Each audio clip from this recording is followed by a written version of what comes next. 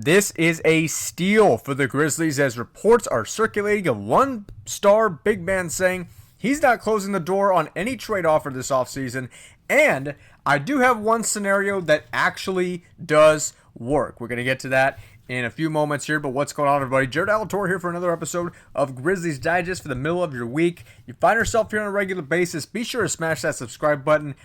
89% of you, you're watching these videos, you're engaged, you're liking it, you're commenting on it. I just need you to hit that subscribe button so we can get more of these videos up to you. Thank you so much who has subscribed so far. I want to be able to engage with you. I want to become your friend. I want to talk to you. So let's get into the content right now. Jazz's Lauri Markkanen reportedly, quote, isn't not available for trade amid NBA rumors. And this is coming out just very recently. The Utah Jazz forward Lauri Markkanen is viewed as available on the trade market during the 2025 offseason. That's according to the Ringer's Bill Simmons.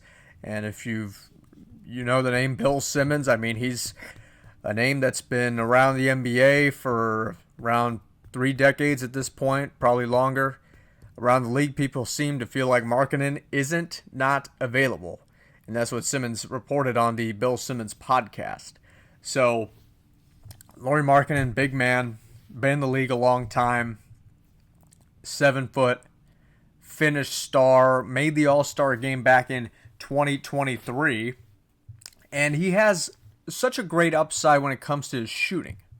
And I don't really think of him as this great defensive player, but I think he just makes up for it by his size and his length. But I've always liked Markkanen. He had a pretty long stint with the Bulls, to find how you say long is, but I grew up seeing Markkanen in a Chicago Bulls uniform, making the All-Star game a couple of years ago with the Utah Jazz. He's been on kind of a downfall, and we'll take a look at that in just a moment here. His numbers with the Jazz in the 2024-25 season, averaging just 19 points a game. His field goal percentage a little bit short as well compared to his last couple of years with Utah, 42%. Only played in 47 games this season. Had some injury woes that he just could not get past. And, and you look at his rebounds a game. Again, it looked a lot stronger in his Chicago days, and I still expect him to get rebounds. But you look at a guy like him, you can depend on him to get rebounds, but he's just a guy that's supposed to, a guy that's that tall, right? So he is going to be a scoring machine, and I do believe that the Memphis Grizzlies have enough. Actually, they do. And I'm going to show you right now, and this is what it looks like. A successful trade, okay? All it would take would be Desmond Bane, Vince Williams Jr. to the Utah Jazz, Lauri Markkanen to the Memphis Grizzlies. Okay, and I actually had about 3 guys on there. Actually, I had 4 guys on there. And I just kind of subtracted one by one and like, oh, okay. So then it only takes, Desmond Bane involved in a lot of trade talks this offseason. I believe that you can easily pull this off. And for a guy like Lauri Markkanen, I mean, hey, you got not just Markkanen, but you got plenty of forward depth now. You can keep Brandon Clark. You're trying to sign Jaren Jackson? Okay, keep him too. Jay Huff, and then add Markkanen to that. And then you're also taking the issue of the Zach Edey injury to heart whenever you sign a guy like Markkanen. You got plenty of forward / center depth to your team, and not only to mention that you've got a big shooter as well. So you got a bunch of shooters. You got Ja Morant, the Scottie Pippen, Luke Kennard, Cam Spencer, Gigi Jackson, some of those young guys that can shoot a basketball pretty well. Santi Aldama, and then Lauri Markkanen. Jaren Jackson Jr. has been increasing his productivity in terms of his shot over the last year or so. I mean, you got plenty of shooters on this team. Now, looking back at it, for Utah Jazz, +7 wins. But for the Memphis Grizzlies, that's interesting. They say -7 wins. So, a net loss of 7 for the Memphis Grizzlies. But I think when you look at the depth of Memphis and even the bench depth and what else you got. Now, the only thing that's concerning about that is that you have the 4/5 spot getting a little bit crowded.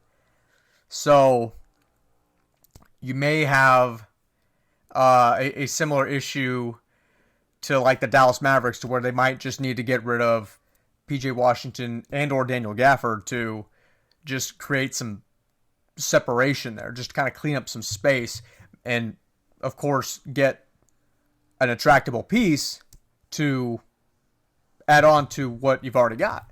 But for Memphis, it could be looked at as the same thing, where you're just trying to maybe clear out some depth, but you also got Lauri Markkanen. And hey, I left out Jalen Wells. I mean, hey, he's a shooter as well. I mean, this team would have plenty of shooting depth. Now, of course, they would have to give up Desmond Bane, and I think that no matter what, we're going to see I don't want to say home run move just yet, because I don't want to get my hopes up. I don't want to get anybody's hopes up. But I do think we're going to see somewhere in the vicinity of a move that we've rarely seen before in franchise history this offseason. So being a little bit conservative on that aspect. And then if we look here a little bit more about Markkanen and the case for him leaving Utah. It says Utah has its sights set on building for the future as the team finished with the worst record in the league at 17-65. The Utah Jazz also own the number 5 pick in the 2025 NBA draft. Right now, Markkanen doesn't fit their timeline, although he can be an enticing option for opposing teams looking for an efficient front court scorer despite his hefty contract. His ability to stretch the floor and remain effective without the ball in his hands should allow him to seamlessly fit alongside another star. Of course, that could be, hey, who knows? That could be Ja Morant. That could be Jaren Jackson.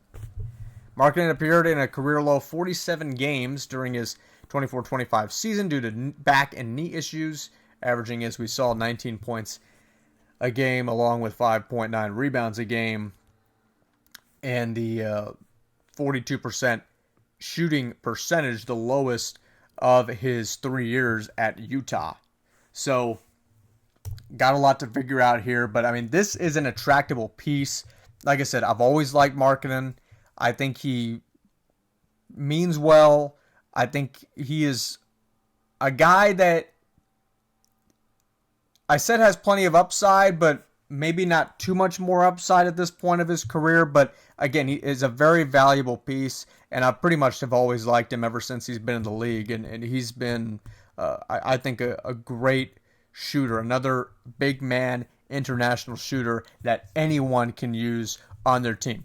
But that's going to do it for us, folks. Thank you so much for watching this episode of Grizzlies Digest. You can like this video, comment on this video, share this video, leave a comment down below your thoughts on Lauri Markkanen with Houston. Also, thoughts on that little trade, the mythical trade that I did. Does that work out? Is that something you like? Leave a comment down below on that. Jaren Jackson Jr. saying thank you so much for Grizzlies Digest. We'll see you in the next video. Have a good one.